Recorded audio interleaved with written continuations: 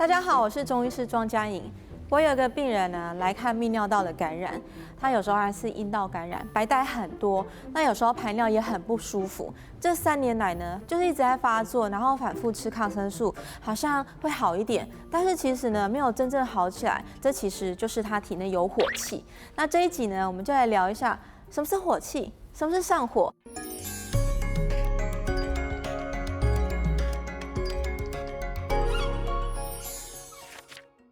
我们说的上火啊，或是说火气，其实就是身体里面有发炎的情况，像有一些自体免疫性的甲状腺炎啊，或者是红斑性狼疮啊，这些呢都是在中医所说的火的范畴。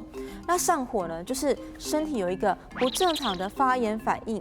那发炎呢，是身体这个地方，有很多的细胞聚集在这里哦，然后这些细胞聚集啊，它要能够红肿热痛啊，它需要能量的耶。那其实这些能量聚集在这里，对身体是病理反应啊，是伤害。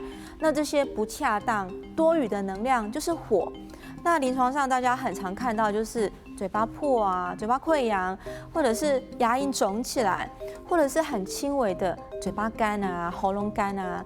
那小朋友很常见就是流鼻血啊。那有些老人家就会觉得，有时候尿骚味很重，甚至呢有时候小便会有一种灼热感。那有些人呢，他是以便秘做表现，甚至痔疮出血。那其实呢，在《黄帝内经》时期就已经有说上火这件事情。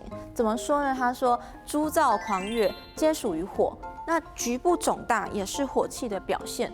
火气往上冲，血压就会升高，眼睛就会红。那这些呢，火势很旺往上冲，这些疾病啊，就是诸逆冲上，皆属于火的表现。那诸逆冲上就是说头面部的火气啊发炎，比如说我说结膜炎啊，嘴巴破啊，这些都是。那在《黄帝内经》里面讲这个病机19条啊，属于火的病机就有5条，所以古人很常发现说火的疾病是非常的频繁呐。那明朝也有说，明朝的《本草蒙权》这个医书里面，它强调什么样可以治疗上火疮呢？就是大黄。那就是很多临床上的状况啊，我们也都会用大黄来处理上火。像最近门诊很多人就是说，去吃麻辣火锅啊，吃完之后牙龈就肿起来了。那像这种状况，我就会放大黄，让他们拉一下肚子，消一下火气。其实呢，嘴巴破很快就会好了。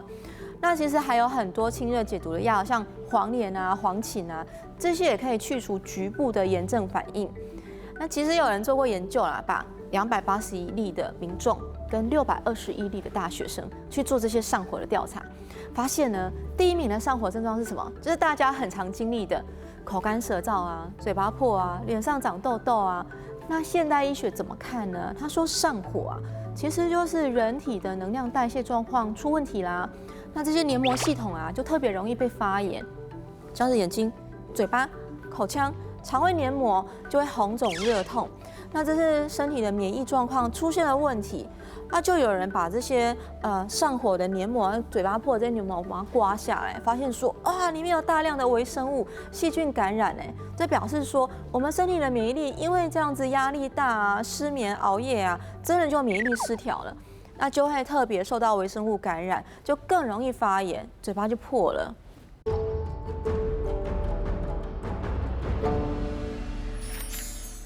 对于上火的体质啊，中医有一套养生之道。那我们的养生之道呢，就是强调饮食要清淡啊，要适量，把这些温热性的食物减少，是最主要的养生目标。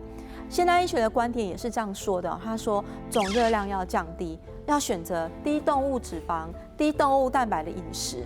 那你如果3餐呢都吃蔬菜水果，都吃植物性蛋白，然后也不吃烤炸辣，这样你要上火也是真的是蛮难的。那之前有一个癌症患者来看我，他是得膀胱癌啊。那他是因为之前工作压力真的很大，那主管一直在刁难他，工作时间又很长。但是自从他发现他得了癌症之后啊，他就把这个饮食习惯改掉，然后呢辞职，也不去做这么高压力的工作了，而且他控制他的总热量哦，不吃高油脂的，几乎都是以素食为主。就他发现说他本来工作的时候高血压很难去治疗，怎么样都降不下来，就这样吃一吃，竟然高血压药也不用吃了。然后以前动不动嘴巴就破啊，排尿不舒服，其实也好了。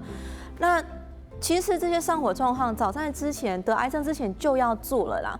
那就告诉我们大家，其实上火就是体内代谢废物的堆积。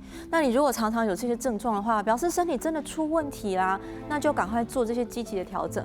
那除了我刚刚说的低动物性蛋白的这些饮食之外啊，中医也认为补充精液很重要哦，像那些生津的蔬果啊，像梨子啊、莲藕汁啊、西瓜汁啊、芦笋汁等等，都非常有用。